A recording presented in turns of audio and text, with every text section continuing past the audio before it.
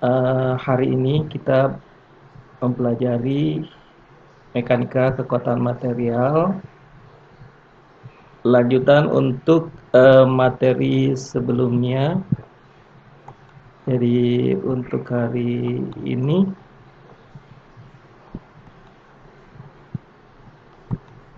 kita mempelajari tegangan dan regangan yang ditimbulkan akibat pembebanan aksial. Di sini tegangan kita simbolkan sebagai sigma, kemudian regangan kita simbolkan sebagai epsilon. Ya. Selanjutnya untuk struktur atau mesin, jadi tergantung pada tegangan dan deformasi yang berlaku pada struktur atau mesin tersebut disebabkan oleh pembebanan aksial. Dalam penyelesaiannya yaitu tidak cukup hanya statika saja, tetapi analisisnya juga kita harus lebih condong ke statika tak tentu, di mana kita juga mempertimbangkan distribusi tegangannya dalam perhitungan deformasi pada struktur atau mesin. Untuk hari ini kita lebih ke pembebanan aksial, tetapi untuk materi selanjutnya ada pembebanan secara torsi dan ada juga pembebanan secara lentur. Misalnya kita bisa lihat batang pada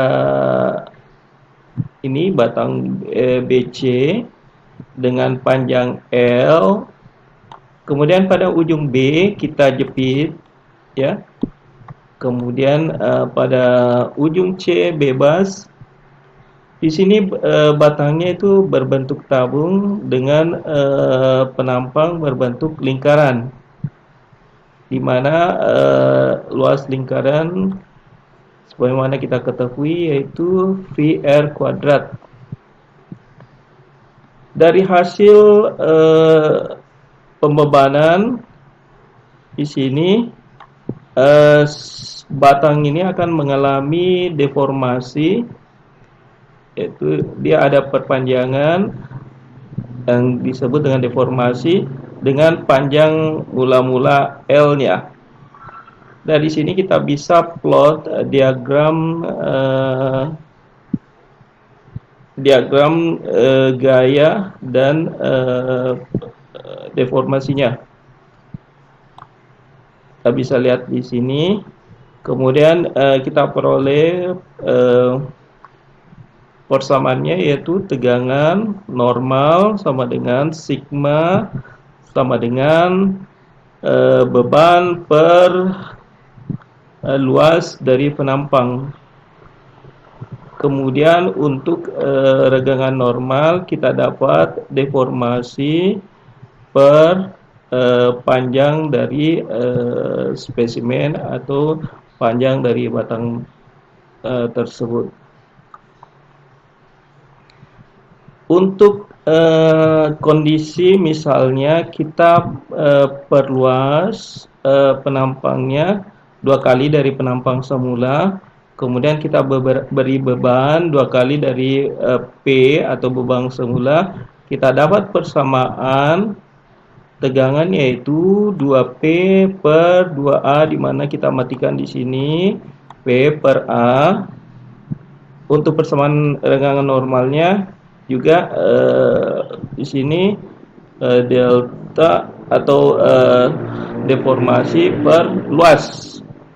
Demikian pula apabila kita batang semulanya ini kita tambahkan 2 kali, kemudian mengalami deformasi 2 kali dari deformasi sebelumnya, sehingga kita dapat persamaan di mana persamaan tegangannya itu sama, kemudian persamaan regangannya 2 kali deformasi kali bagi 2 kali panjang, kemudian kita matikan nilainya ini, kita dapat deformasi per panjang dari batang.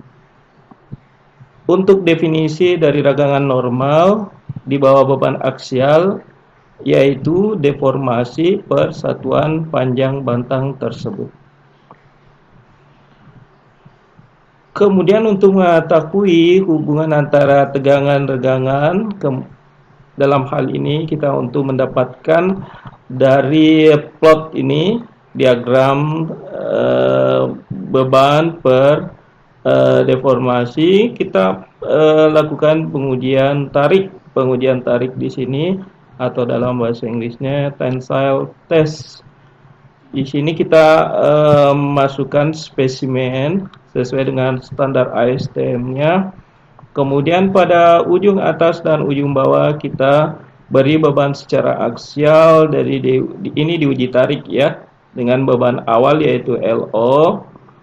Kemudian beban hasil uji tarik yaitu L.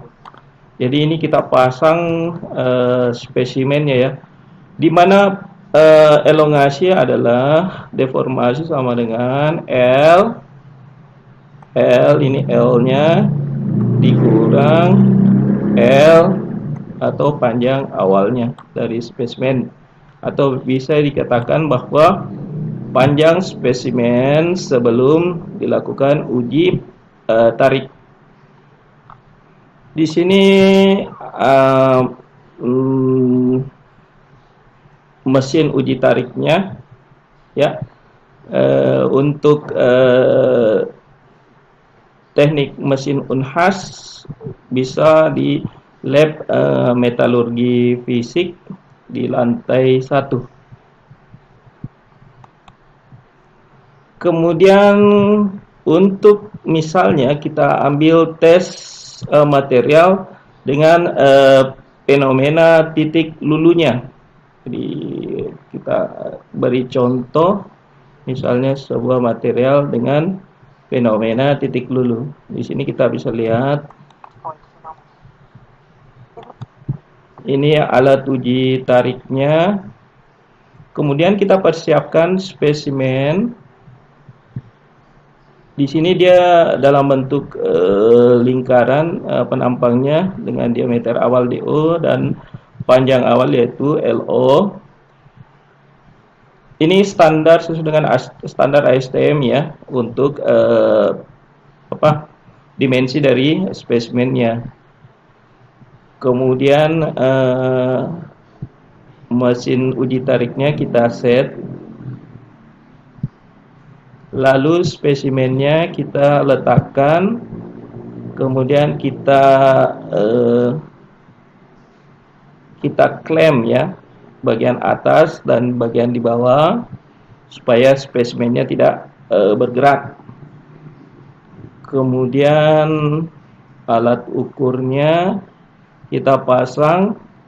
Setelah itu spesimen akan kita berikan beban secara perlahan ya, dengan beban uji tarik. Di sini kita bisa lihat untuk diagramnya, kita beri beban secara perlahan. Di sini bebannya. Kemudian kita bisa lihat dia akan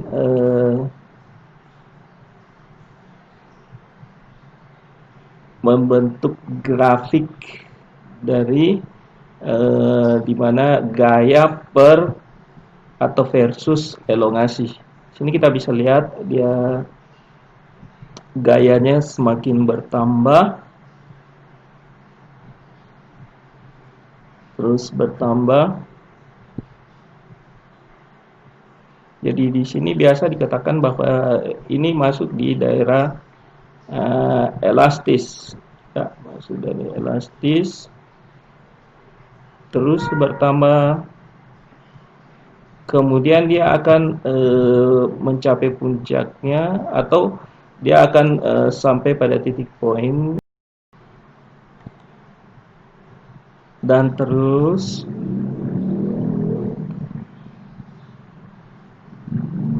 kita bisa lihat grafiknya. Kemudian dia mencapai tegangan maksimumnya.